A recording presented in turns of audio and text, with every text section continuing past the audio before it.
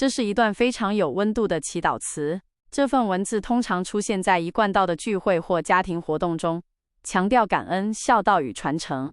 以下为您整理的完整文字内容与朗读指引。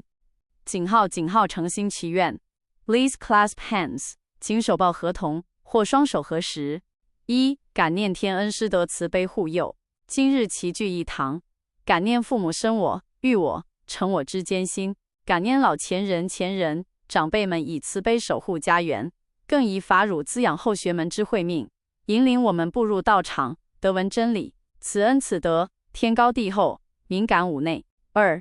祈求上天慈悲加倍，保佑现场每一位长辈子女们身体康泰，心灵自在，福慧圆满，在圣凡修办路上始终保持热情与活力，慈悲喜舍心不退转。3. 弟子等誓愿承接父母德行与智慧，致力于推动道化家庭，将孝道融入日常生活。愿这份德慧传家的精神一代传一代，让良善家风永续，让佛光普照每一个家庭，圆满报恩。